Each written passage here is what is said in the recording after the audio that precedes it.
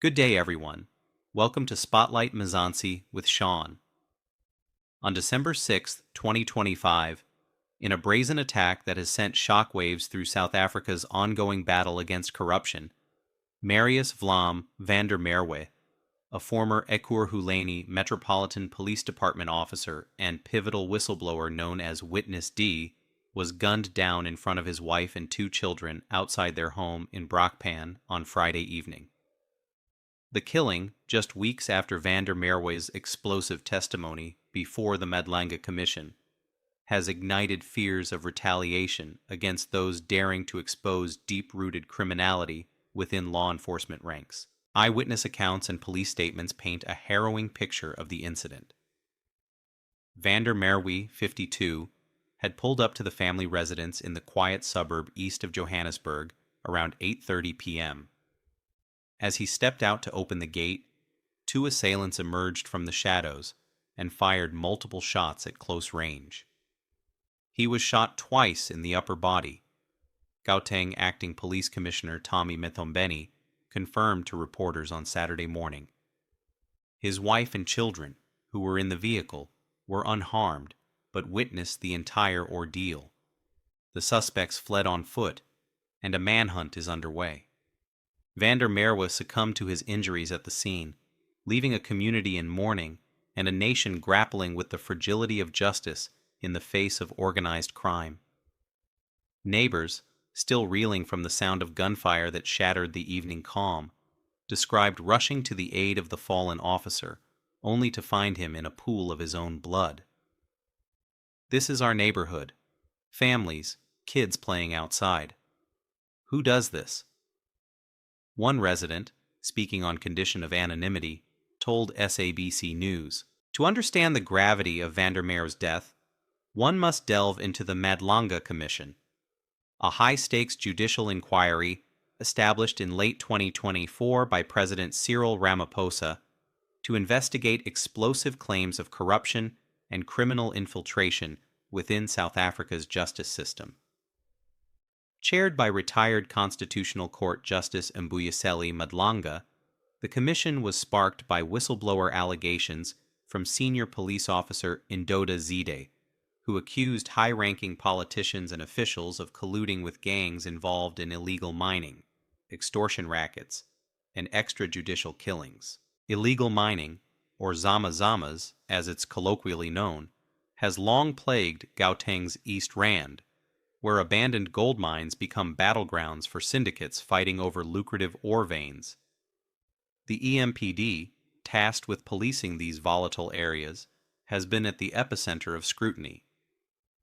Van der Merwe's testimony in November 2025 thrust him into the spotlight as Witness D, where he detailed a chilling 2023 operation gone wrong, an EMPD raid on an illegal mining site that resulted in the fatal shooting of a suspect, followed by an alleged cover-up orchestrated under the direct instructions of suspended acting EMPD chief Julius Mkhwanazi. In hours of testimony, van der Merwe, a 20-year veteran of the force who later pivoted to private security, implicated Mkhwanazi in falsifying reports, destroying evidence, and shielding officers involved in the killing. Commissioners, the witness we are about to present, whose statement serves before you and you've had opportunity to consider, intends to testify on a matter, a specific matter, that Commissioner Rivo's Spies highlighted in the table under his paragraph 33. When he dealt with the matters outstanding with IPID involving members of the EMPD. This witness will be presenting today, will be speaking to one of those matters. Commissioners, we submit, as you can tell from the nature of the testimony as set out in his statement, that this is very sensitive information. And we have considered, and he would prefer as well, that his image not be published, his name as well not be published.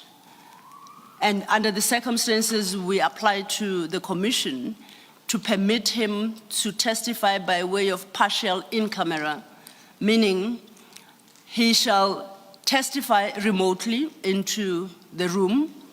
His name will not be mentioned, nor any other detail that could identify him. And he will not be present in the room. In the circumstances, based on the nature and sensitivity of the evidence he's about to adduce, we apply that his evidence be heard by way of partial in-camera format in the manner that I have described. Thank you, Chair. Perhaps for the record, because you've referred to the fact that we have seen and read the statement, I should just mention that those viewing remotely and those present here will soon realize what the nature of the evidence is. It is ordered as requested by Ms. Silva. We are indebted, Chair. The Chair will recall that this is the same format we adopted for witnesses A, B, and C.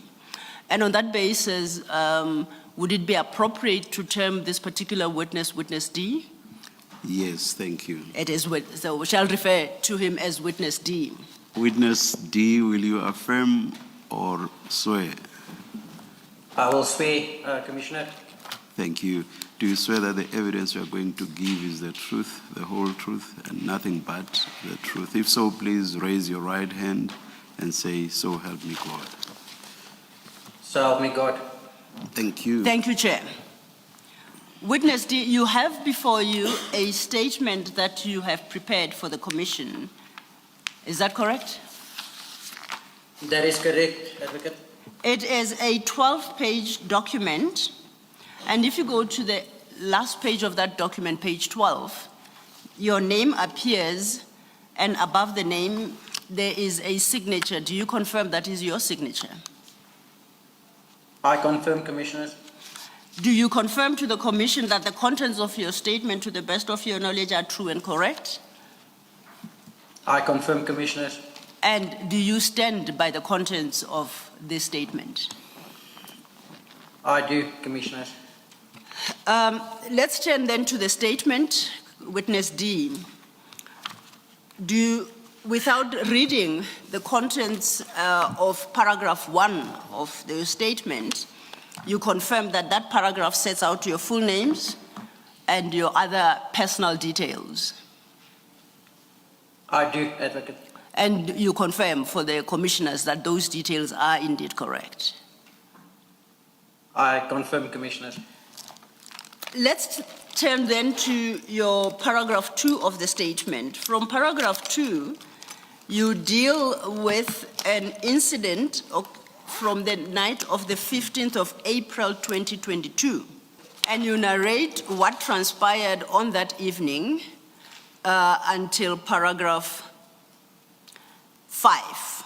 Can you take the commissioners through your part of the statement from paragraph 2 to paragraph 5? You may restate it in your own words, and where necessary, you may read certain parts of your statement. Thank you. Thank you, Advocate.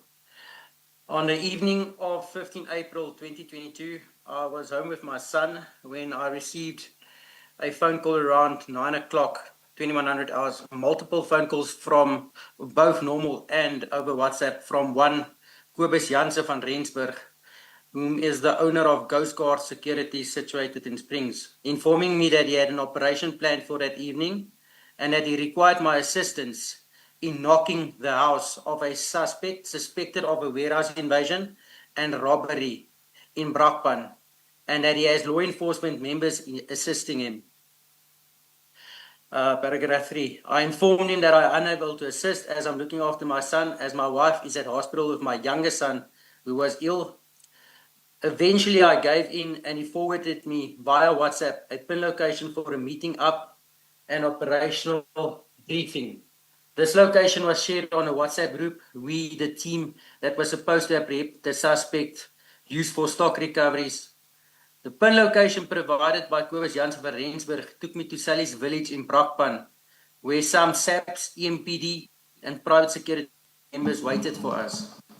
Upon my arrival, I found Mkhwanazi, a SAPS informer of ill repute, Viandre Pretorius, a person that frequently presents himself as a SAPS member, Constable John Marie Extian from North East Rand Flying Squad, Constable Zander Fritz, Reservist Constable from SAPS Brakpan, with 2 SAPS Brakpan officers unknown to me.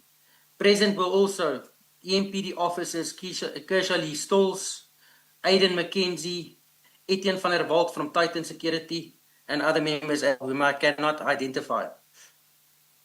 Now, you say after you all arrived at the location to which you were directed, there was a briefing given to you collectively. Can you deal with that briefing?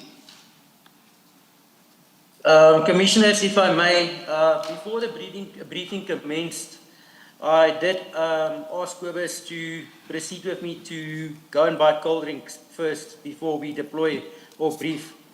When myself and Kobus were alone, as per my statement, we went to the convenience store down the road at a BP in Springs Road. At this stage, I told Kobus I'm uncomfortable with the members present to assist us as they are dangerous. Kobus told me to relax as the intel is solid and that the intel was verified by Mkhwanazi, which made me more uncomfortable. But we went back to the briefing location at 2nd Road Springs and Sally's Roads.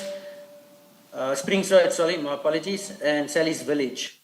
Shortly after arriving, Kobus and Hanekom briefed the teams and we proceeded to the suspect's location in Crocodile Road, Sally's Village in Brakpan. I was alone in my vehicle, a black marked Guardian Security Ford Ranger, and I proceeded to park opposite the property. That was the target property. Present at the premises was the members mentioned, myself and Constable Extian from Highway or Flying Squad, my apologies, and Aiden McKenzie from EMPD. Proceeded to a garage or outside building, outside or just off the main house. And we proceeded to gain entry to an outside room. We found a couple, a male, female, and a baby, infant baby. Constable Extian identified herself and the reason for our intrusion and started asking them about the suspect and his movements, etc. Shortly after this, we received communication that the main team had located the suspect in the main house. We left the family in the outside room and proceeded to the main house and gained access to the house through the kitchen door. On my way to the main house, I spotted a white 4-ton truck with a specific number plate that had been used in the warehouse robbery, which is the vehicle that led us to this particular address.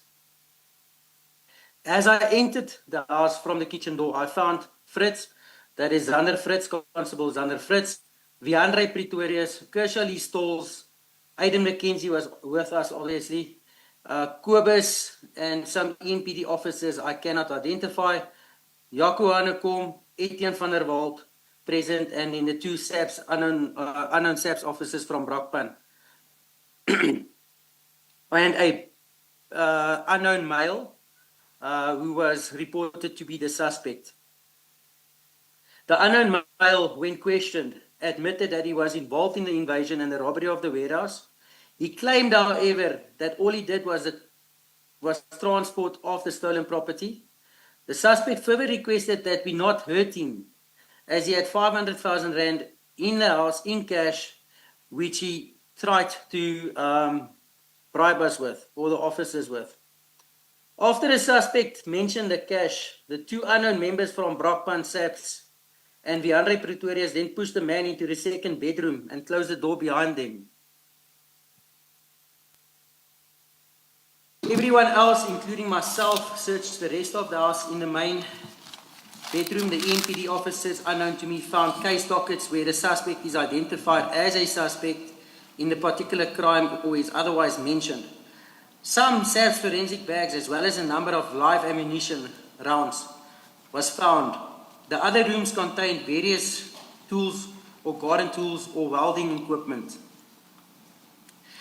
I then went into the bedroom where the suspect had been taken to by the Brockpan SAPS members with Viandre Pretorius.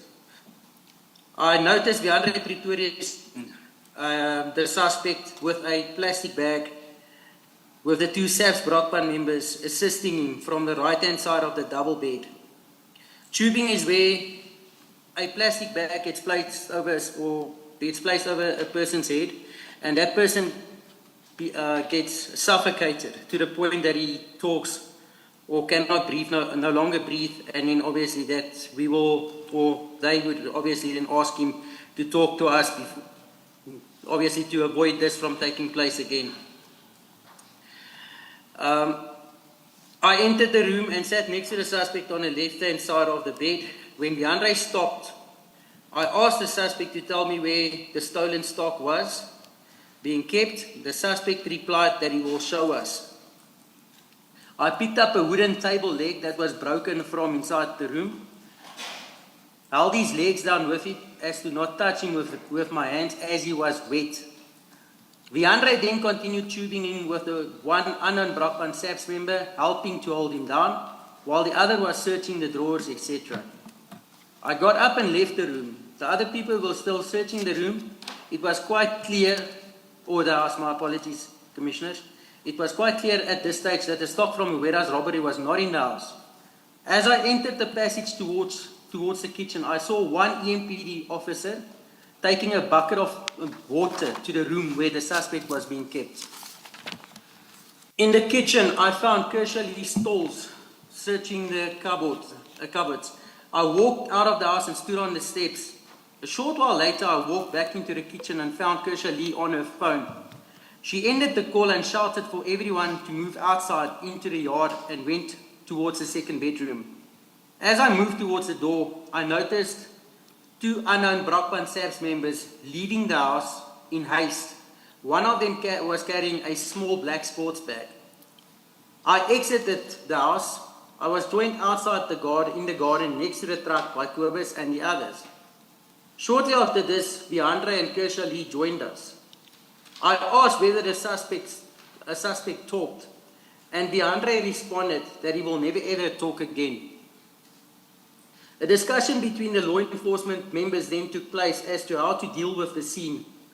Kershaw Lee tried phoning a paramedic to declare the suspect dead. Viandre approached me and informed me that he will phone General Feroz Khan to fix this. I in turn responded and said no, as this is Viandre's problem. He responded and said it's all of us in this, and if anyone talks, he will go to prison for killing them. I walked away from Viandre, and I walked away from Viandre as myself and Viandre have had issues in the past. I saw Yaku Hanekom walking towards us. Yaku then informed myself and Viandre that the chief will come and sort out the issue. I noticed John Marie Eksteen, Zanne Fritz, and other members leaving, including Kobus Jansen van Rensburg from Ghoustguard, to go and look for a firearm to plant at this house.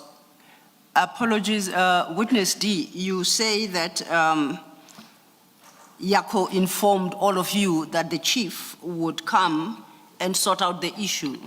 Do you know who he was referring to when he said the chief? Commissioners, at that stage, I did not know who he was referring to. And as continued in my statement, I walked to the main gate after this was said, and after I noticed the members that I've mentioned walk away to go and get a firearm to plant. Yes. I walked to the main gate of the property and saw that my vehicle, which is a Ford Ranger, black in color, marked, was parked in by two marked NPD vehicles, which prevented me from leaving at that point. It made me question the whole scenario and what was currently taking place. A short while after this, Chief Soup Julius Mkhwanazi, JD Mkhwanazi, arrived at the scene, and we were informed that this is the chief in a dark tracksuit of some sort. At this time, apologies, Witness, at this time, did you know who Chief Superintendent Julius Mkhwanazi was? It was my first time seeing him that evening, and then it was obviously when Yaku indicated to us that this is Mkhwanazi, Chief Soup Mkhwanazi. Did you know what unit or institution he's aligned to? From the system, I understood that he was EMPD or Metro Police. He further alleged ties between EMPD elements and Zama networks, painting a picture of a protection racket where police allegedly turned a blind eye to criminal activities in exchange for bribes. This wasn't just one bad apple. It was a system designed to fail the public, Van der Merwe reportedly stated during the hearings. His words broadcast live and sparking immediate suspensions within the department.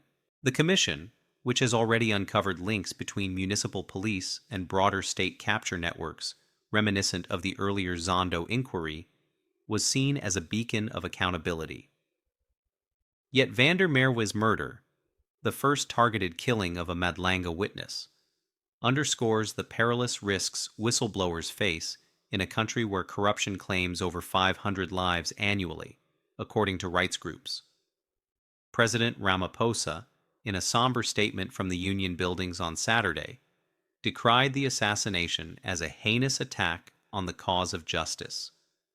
Offering condolences to Van der Merwe's family, he added, "While our law enforcement agencies establish the circumstances leading to this heinous act, I am appalled and saddened by this attack on a former public servant who recently served the cause of justice and integrity." Ramaphosa urged a thorough and swift probe, vowing that perpetrators will face the full might of the law. You may continue. So Yaku Hanekom and Biandre addressed him as chief, and the Metro members, including Yaku, Kershaw, Etienne was with me at that stage. So the Metro members, they all had a meeting with the soup away from myself and Etienne. Shortly afterwards, they returned to where we were. JD Mkhwanazi said that we needed to throw the suspect's body into a mine shaft or dump it into a dam. As he said this, he looked at me. Viandre then in turn informed me that I must take the body and dump it.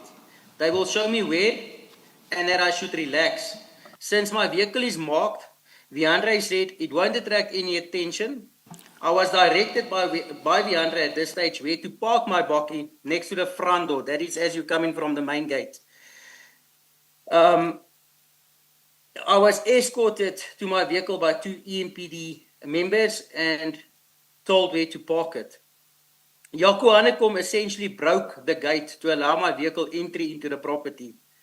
I parked my vehicle at the designated spot and walked towards the main gate where I remained until they were finished. Witness D, apologies, before you continue, you say that when Chief Superintendent Mkhwanazi said that the body should be thrown into a mine shaft or dumped into a dam, Yes. you make the point of stating that when he said that, he looked at you. What did you interpret that to mean?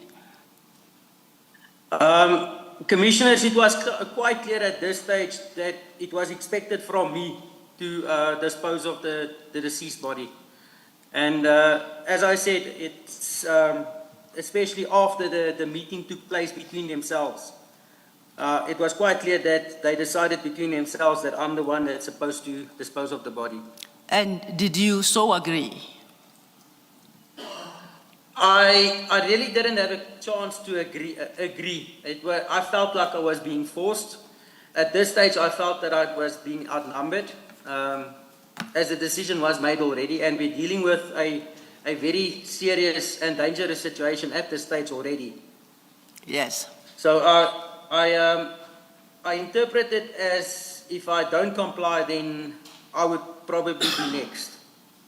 Up to this point, you referred to the other person as the suspect. Now, for the first Yes. time, you are saying it is the deceased. Can you just confirm for the commission how the deceased died, or how did the suspect die? Because up to this point, you were referring to him as the suspect, and you referred to that procedure that was used to torture him. then you say now for the first time he's the deceased. So just confirm for us how he died.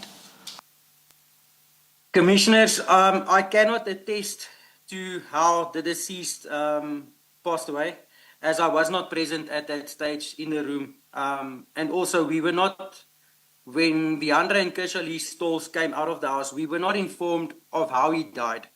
It was merely from what Viandra said, which is he will never talk again. We arrived at the conclusion that, or myself arrived at the conclusion that the deceased is in fact deceased and no more. In paragraph 14 of your statement, you said you found Viandra Pretorius body tubing the suspect, and then you describe body tubing as a process where a plastic bag is pulled over somebody's head and it is fastened around their neck in an effort to get them to talk. So let's just go back to paragraph 14. When you saw the body tubing taking place, can you confirm that the suspect was alive at that stage? Commissioner, I'm at paragraph 14. I can confirm when I left the room, Yes. the deceased was still alive. And then the next time you saw him, we are now later in your statement, he was already dead and you were being given instruction to dispose of the body. I saw Yakuhane kom and Viandre load the deceased. That's the first time that I saw him after the room, where they load the deceased onto my bakkie. Thank you. Witness D, when you saw him loaded onto the bakkie, did you see any physical injuries? Commissioner, at this stage, I was standing at the main gate of the property, which is approximately 10, 15 meters away from where my bakkie was parked, close to the front door. So I could not see any visible injuries. And like I said, I made a point of it, not looking, when I went back to my vehicle, not looking at the deceased. I got into my vehicle, and as indicated, I was instructed to follow EMPD officer Aiden McKenzie, and Viandre followed behind me. So I made no attempt to look at the deceased. When you do, and this is me, because I want to complete this question, we know from the statement that you do drive him and then you land up somewhere with him where you dispose of the body. Yes. At that point, did you see any physical injuries on him? Commissioner, as I stated, I have not seen any physical injuries on him, even to the point where I disposed of him. I made a decision not to look at his face, eyes, or any particulars. As indicated from my statement, it was also very dark that evening where I was instructed to dispose of him.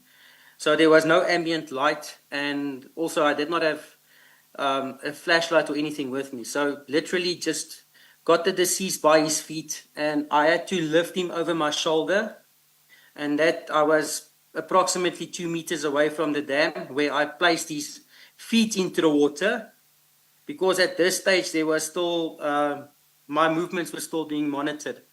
And I placed the deceased with his back up towards, it was like the banks of the dam. So it was only his feet or his legs that were placed inside the water. Witness D. Thank you. Thank you, Commissioner. I was going to ask Witness D to perhaps take a step back, because there are other steps that are important to highlight before you get to the dam. I do appreciate that it was in an attempt to fully address the question posed to you by Commissioner Baloyi as to whether or not you ever saw any injuries on the body. But then to take you back to, you were at 27, when now the body is loaded into your car. Yes. If you could take it from there and indicate who loaded the body into the back of your vehicle. Whilst I was waiting at my car, I saw it's wrong there. Whilst I was waiting, I was actually at the gate. I saw Yakuhane kom and Etienne van der Walt load household items into the vehicles. Etienne had his girlfriend of the time in another vehicle waiting for him that was parked on the outside of the property, an SUV type vehicle. And Hanekom was driving a red maroon Renault Kwid. After taking the household items, Viandre and Hanekom loaded the body onto my Ford Ranger, while Etienne was in and out of the house. I cannot recall who told me that they were cleaning the house. But after this, Mackenzie informed me that I must follow him and that Viandre will follow in a white Ford Ranger behind us. Witness D, before you proceed, please go back to paragraph 27. I understood you want to make a change to the statement. Paragraph Yes. 27 currently reads, whilst I was waiting in my car. You say that is not No, correct. that is incorrect, Commissioner. How So, should it read? Please indicate. Well, I was at the main gate, as indicated in paragraph 26. Yes. Final wording in paragraph 26. I was at the main gate until they finished and indicated to me to come Okay. to my vehicle, where they, obviously upon completion of them loading the body or the deceased onto my vehicle. Noted. That correction will be effected. Thank you. You may proceed. Thank you, Advocate. I got into my vehicle and took my cell phone and sent my wife a WhatsApp and informed her not to be alarmed, but that I was sending her my live location. And should she not hear from me in the next hour and a half, then she needs to phone the police. I followed Mackenzie all the way to Spaarwater Pan, just outside Nigel, where Mackenzie instructed me to dump the body of the suspect. I did as instructed and placed the deceased body's legs first into the water and let the rest of the body rest on the banks of the dam. I got back into my vehicle and drove towards the R23. At the R23 and R550 intersection, I received a call from a number I did not recognize. When I answered the call, I realized it was Constable XTN phoning me. She asked me if it's done, to which I replied yes. She said that I will see them on my way home, just before Carnival, the city, and I ended the call. Shortly after this, I saw SAS vehicles, EMPD vehicles, and a red Renault Kwid. I realized that they were all parked on the side of Tinus de Jonge Road in Brockpan. I turned right towards them and parked right at the back of the parked vehicles. I got out and Kobus approached me and spoke to me and asked if I was okay. John Mary Extian wanted to know how deep I placed the body in the water, and I replied, on the side next to the bank. She then insisted that I go back to the dam where I dumped the body to check whether the body cannot be seen. I replied that I would not. The rest of them agreed that we should all go home. Zander, Viandre, John Marie and Yaku said they were going for drinks. I found this strange, as Zander had indicated to me earlier in the evening whilst we were in the house that he was struggling financially. They all said goodbye to each other and I was the last to drive off, fearing they might shoot at me. I got home the following day already, and burned my clothes and shoes that I was wearing. I informed my wife that I am safe. I then had a shower. Thereafter, I tried to sleep, which didn't happen as the events from the previous evening kept me up. Around 9 o'clock, around 7 o'clock in the morning, I started receiving phone calls from Kobus Jansen van Rensburg. The last phone call was around 9, where Kobus asked that we should meet at Wimpy, Dalview, which is also in Brockpan. He assured me that I indicated that I didn't want any issues. He assured me that there would be none. We met at the Wimpy, Dalview, close to 10 o'clock already. Kobus inquired about where I had placed the body and what the chances were of anyone finding it. I felt like he was asking on behalf of the others. He asked if I would go and show him where I had dumped the body and if we would go immediately. I explained to him that I did not have someone to look after my son as my wife was still in hospital. And again, Kobus persisted. And at this stage, as I indicated, it felt like he was acting on someone else's behalf, and I started becoming wary of the situation. So myself and Kobus did go to the location. When we got there, we noticed SAPS vehicles, LCRC vehicles unmarked at the location of where the body was dumped. At this stage, before this, Kobus had a lot of questions and was talkative. At this stage, this is where Kobus became very quiet, and we turned around and drove towards Wimpy Dalview, where my vehicle was located. I got out of his vehicle and went home. Around 5 o'clock the same day, I was requested to give a team member backup in Apex Benoni at the scene of an armed robbery involving SAPS members. Upon my arrival, I found Constable Extian wearing police pants and boots, armed, but dressed in a private jacket. She asked me if Yaku could drive back with me. I found this strange and asked where Yaku was, and this is Yaku Hanekom, and was told that he was in a marked police vehicle, but I should not say anything. I refused to assist. I spoke to my colleague, and all role players were on scene at this robbery, so I left the scene. Looking back at your paragraph 37, Yes. after arriving at this Benoni scene, you say you found Constable Extian wearing police pants and boots, armed but dressed in a private jacket. What's written in the statement thereafter is, he asked me if Yaku could drive back with me. I thought when you testified, you read that as she asked me. My question is... She asked me. So you confirm that Constable Extian is female, witness C, witness D? Advocate, I confirm she is a female. So the current statement, sentence in your paragraph 37 that reads, he asked me if Yaku could drive back with me, ought to read, she asked me if Yaku could drive back to me, because that is in reference to Constable Extian. Correct, Advocate. Thank you. We'll make the correction. You may proceed. Okay, paragraph 38. Around 8 o'clock the same evening, I received a call from a number I did not recognize.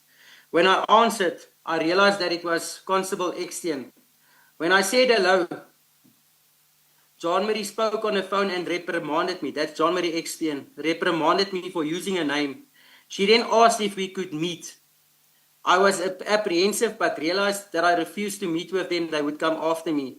So I said we could meet at Rose to Lee in Dalview around 8:30.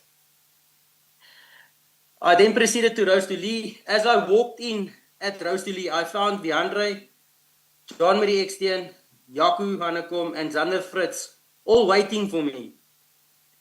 They indicated that we should talk about the previous night's event and asked me if I knew that the police had found the body. I said I believed they did. This frustrated Viandre and John Marie. I also realized that they were a couple, as they were affectionate towards each other. Yaku indicated that the chief will cover them. This is Chief Julius Mkhwanazi. Zander was extremely tense, saying that he cannot go to prison as he has a family that relies on him. I also found Zander Fritz's behavior strange, as he was paying for drinks, despite saying repeatedly that he did not have money. Witness D, Witness D, my apologies if I may check something with you. At paragraph 39, you state that Yaku indicated that, quote unquote, the chief will cover them. Now you indicate Yes. that that was reference to Chief Mkhwanazi. Chief Mkhwanazi. How did you know that at the time? From the previous night's experience when Yaku referred to the chief as well. Yes. And I did not see, I could not at that stage see any other chief being involved with something or the degree of this. So I did believe it at that stage to be Julius Mkhwanazi. So none of them said Chief Mkhwanazi or Julius Mkhwanazi. You drew your own conclusion that reference to I Chief drew my at own the time conclusion, yes. was Mr. Mkhwanazi. Okay, thank you. Yes. You may Apologies, proceed Esther. then to your paragraph 40. Okay, so Viandre at this stage said that he suspects that between Kobus and myself, one of us will talk to the police. And if that happened, he would deal with us accordingly. I did not reply to that comment. However, I phoned Kobus in front of Viandre, John Marie Extian, and Yaku Hanekom, and told him to come sort his mess in relation to what was taking place. At some stage, Kobus eventually agreed and he did proceed to meet with me. Kobus eventually came to Rosalie but did not enter. He informed me that he was outside. I walked out to meet with him as he did not want to enter, as he said he did not want to see them, meaning Viandre, Jean-Marie, Jaco, or Zander. Kobus spoke to me outside the venue. I told him that he needs to sort this thing out because I'm going to the police. Kobus informed me that these guys will kill me if I did, and warned that they are very dangerous. He left shortly after this, and I also left soon after. Roughly 3 days after this, I informed Chris Smith from Track Squad, a company that focuses on vehicle and stock recoveries owned by Etienne van der Walt, about the incident, and said that I wanted to speak to someone about it.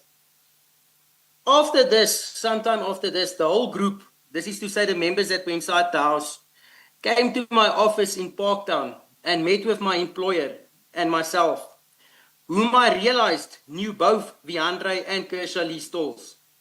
It made me uncomfortable as I had informed my employer of the incident the Monday morning after the incident took place, and it felt like he was siding with them.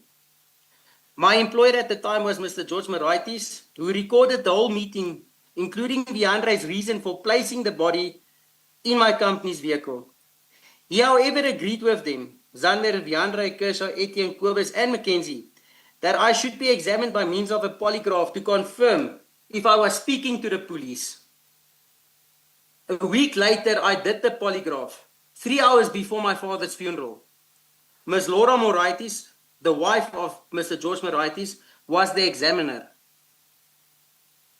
Paragraph 44. I have submitted various statements to different police officers about the incident, and eventually, after talking to Constable Karlinski from DPCI Toms, he took a statement from me.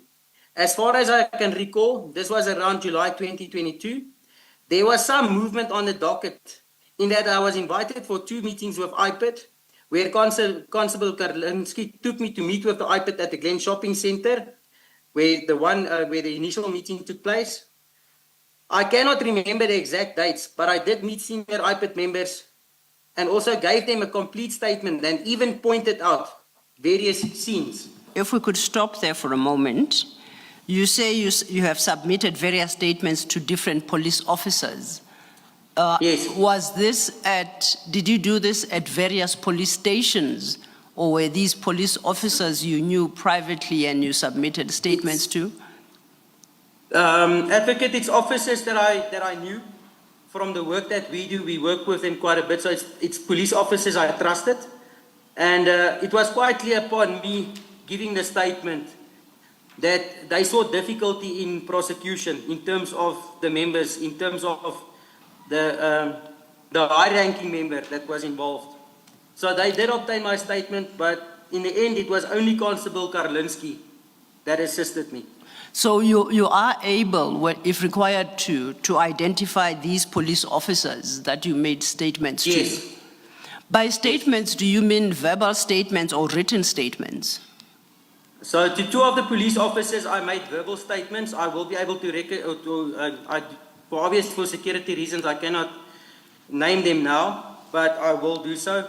And then there was a Captain de Toy from Springs, Wynand de Toy. He unfortunately got killed in a shooting in February this year.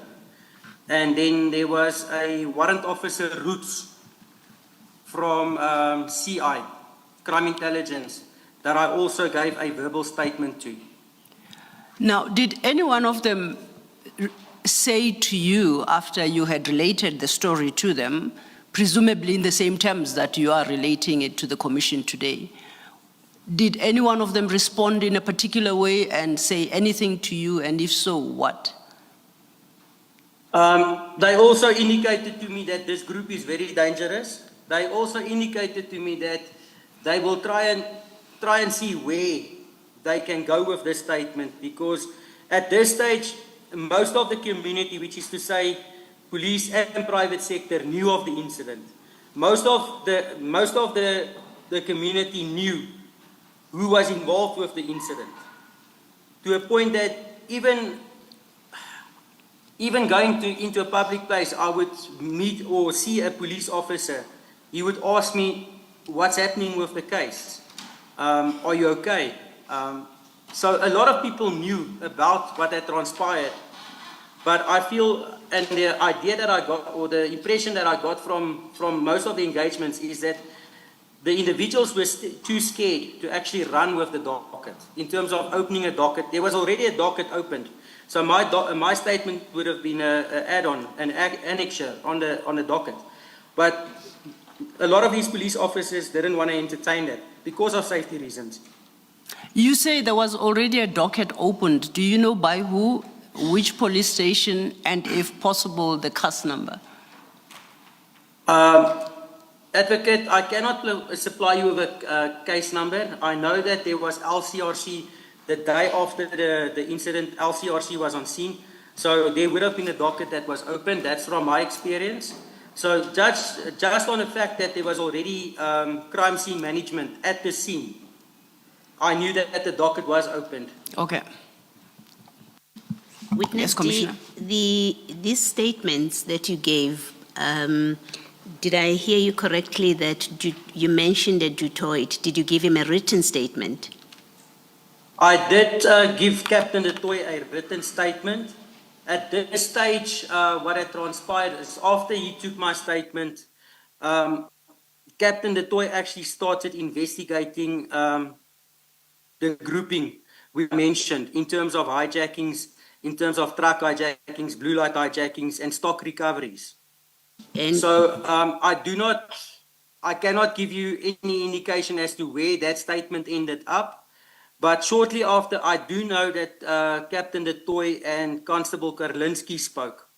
And then I obviously, sometime after that, I did submit a final statement to Constable Karlinski, which I believe is attached to the docket that's currently carried by IPIT. And these other police officers, I think you said Roots and two others that you can't name, those statements which were not written, were they made formally as in you went to a police station or you were just chatting to them in a social context? I went to police stations in terms of various applications. Being in the security industry, there's certain paperwork that we need or functions that we need from the police in terms of fingerprints and that. So I did sit with one of the police officers at his office in Boksburg, where we discussed it, and I explained to him verbally what transpired that evening, and he said he'll get back to me. He is no longer a police officer. Warrant Officer Roots from CI, I did speak to him. I finished him with a verbal statement, and when I spoke to him was actually the day of a copper recovery in Delmas, which Commissioner Spies alluded to or spoke of, where EMPD members tried to recover a load of copper, where Etienne van der Walt and Chris Smith was present as well. So myself and Warrant Officer Roots followed up information with Kobus Jansen van Rensburg from Coast Guard. And on the way there, that's where I spoke to Warrant Officer Roots in terms of what had transpired in Spaarwater or in Sally's Village. And then we did the recovery on the copper. We got LCRC out. And that's obviously when Kershaw, Lee, and Mackenzie came to a crime scene, wanting to take the crime scene over in terms of managing it, in terms of getting their role players. And we prevented them from taking the crime scene. Captain Hartley of Delmas assisted us in the crime scene. She actually opened the docket for us. And the recovered copper was submitted back to the client or the complainant through a Form 299. Now, at paragraph 37, if you would just go back to paragraph 37. Are you there? I am there, Commissioner. Yes. You say there that this is, you're describing the scene of an armed robbery in Apex, Benoni. And then you say, Yes. you say, upon arrival, I found Constable Exton wearing police pants and boots, armed but dressed in a private jacket. My question is, were there other EMPD members with her? Or was she the only EMPD member on the scene? Commissioner, if I may correct you, Constable Extian is a flying squad member, rapid response member from Benoni. So there was various other police officers there. There was no EMPD there. Okay. It was only herself and other members from SAPS, Response Services or ORS, and then Mkhwanazi. All right, thank you for that. And then just to go back further, at your paragraph 6, this is where you say that before the briefing, I asked Gobas to come with me as I wanted to go to a convenience store, and you say what the store is, and you said you were uncomfortable, and this is the part, you were uncomfortable, you say, I told Gobas that I'm uncomfortable with the members present as they are dangerous. Who in particular, in the group that you have described in paragraph 5, who were you referring to when you said they are dangerous? Commissioner, I was referring to the fact that Kershaw Stalls, Aiden McKenzie, Mkhwanazi, and obviously Viandre Pretorius was there. As indicated, myself and Viandre, at any stage, we've not had a good relationship, and they are dangerous. You hear stories, I cannot speculate on hearsay, but things also make sense when you are in line of business, which is to say private security, and things make sense. And what happens with scenes. So that is why I indicated to Kobus, I am uncomfortable with the members that's there. Like I said, I don't know all of the members that were there, but the grouping that I named in my statement is the members that I am concerned with. So when you say they are dangerous, it's not because you have seen them do anything, it's because of what you've heard about them. What I've heard, and in, like I said, it's hearsay, but I can believe what I hear from, at that stage I did believe from what I heard from people, and yeah, All right. It's not what I've seen. Okay. And then in paragraph 13, you say that in this bedroom, you're talking about being in everyone else, including me, search the rest of the house. In the main bedroom, you found case dockets where the suspect is identified as a suspect in the particular crime or is otherwise mentioned. And then you found some SAPS forensic bags as well as a number of live rounds of ammunition. In your presence, was this person that you describe as the suspect, was he asked where he got these dockets from, the forensic bags and the live rounds of ammunition? He was asked about it, but it was quite clear that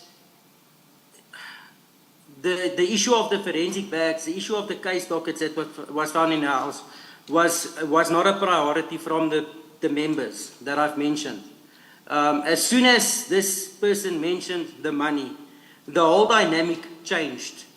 In my opinion, I feel that we went there for one reason, which is to recover the stock, which is to identify further suspects and possibly arrest them. The moment the deceased mentioned the money, to me it became a robbery. To me it became where the goalpost changed now, and the objective was to get the money, and no longer why we went there in the first place for. Yes. And then so you don't know what happened. Were they left there? Do you know what happened to the dockets? Commissioner, as I indicated later on in my statement, Etienne, Yaku, and Viandre cleaned the scene. So I don't know if it was removed. I cannot speculate to that. Yes. And then in paragraph 21, you say Viandre approached me and informed me that he will phone General Feroz Khan to fix this. Did you know Viandre to have a relationship or to be familiar? In fact, let me use the word familiar. To be familiar with General Feroz Khan? Commissioner, I cannot confirm if he's familiar or he has any links to General Feroz Khan. But I also, being in the industry that we are in, we know of General Feroz Khan. And I know that he heads the counterintelligence segment for crime intelligence and in the kidnapping task team. So my motivation for telling Viandre that you cannot phone General Feroz Khan is, it's not his problem, it's no one's problem. It's our problem now. Why involve other people? And that was my issue with it. Do you know why Viandre thought General Feroz Khan could fix this? Whatever he meant with that. I have no idea, Commissioner. Yeah, as I said, I have no idea why he even mentioned him. Witness D, we had now gotten to your paragraph 45, which you had dealt with, and I think we are moving on to paragraph 46. There were other issues. Your paragraph 46 speaks to other issues you wanted to bring to the attention of the Commissioner. Thank you, Advocate. Paragraph 46. There is another issue I would like to bring to the Commission's attention regarding the following private individuals. Jaco Hanekom, Chris Smith from Track Squad, and Etienne van der Walt, who owns Track Squad as well as Titan Security. All at some stage had appointment letters from EMPD stating that they form part of a EMPD truck hijacking task team. These letters were signed by Julius Mkhwanazi. They personally participated in operations where recovered or stolen copper, stolen cobalt, stolen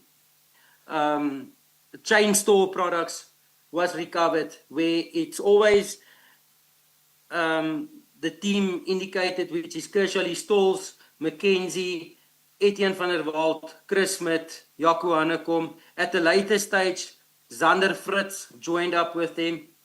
At some stage, even myself, in the beginning, participated in operations where stock was recovered. Only to realize that, and this is a question that most of us in our fraternity asked, is a truck gets hijacked, blue light hijacking, a week, 2 weeks later, there is an amount mentioned to the owner or the client that there's a recovery fee of 600,000 Rand or R1 million in relation to the hijacked goods. Then the stock would be recovered. It would be handed to the client with always a 299 letter from the Metro Police members. At one stage, Chris Smith was having paperwork to say that he's appointed by certain insurance companies to look for the stock, and then stock would be held back until the client pays a recovery fee. So basically extorted. This whole team participated in that. And it was done with Chief Julius Mkhwanazi's knowledge. Even to the point that, if I can proceed to point 47, or paragraph 47, this goes on from 46. Witness D, Yes. Apologies. Before you move to paragraph 47, Commissioner Khumalo has a question.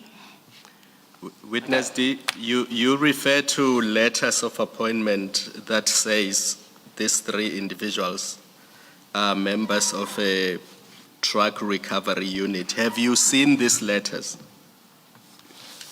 Commissioner, I personally saw the letters, and I will, paragraph 47 deals with that specifically as well, but I did physically see the letters. I was, some time ago, a handset of mine, which is to say a cell phone that contained the evidence, was stolen from an office. So I'm not in possession of that evidence anymore, but I did see the letters. And there's also police officers that saw these letters. Thank you. The Democratic Alliance, South Africa's official opposition, echoed the president's fury, but went further, demanding immediate enhanced protections for all commission witnesses. This cold-blooded assassination is an assault on accountability itself, DA spokesperson Glynis Breitenbach said in a statement. Witness D's murder sends a chilling message. Speak truth to power, and you pay with your life.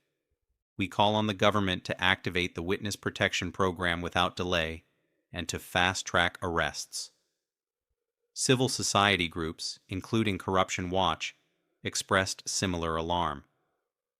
This isn't just a tragedy, it's a symptom of a justice system under siege, Executive Director Paige Rothman told ENCA. As more witnesses are scheduled to testify at Madlanga, a growing concerns over the security protocols afforded to Commission participants is the focus today. Sources close to the investigation speaking revealed that ballistics experts are examining casings from the scene, believed to be from a 9mm pistol commonly used in contract killings.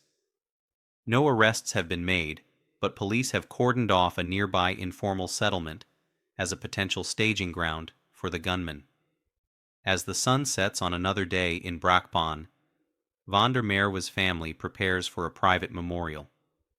Their grief compounded by the knowledge that his final act, testifying for truth, may have sealed his fate. For the Madlanga Commission, the road ahead grows darker, a stark reminder that in South Africa's fight against corruption, the line between hero and target is perilously thin. Authorities assure the public that justice will prevail, but in the echoes of those gunshots, trust hangs by a thread.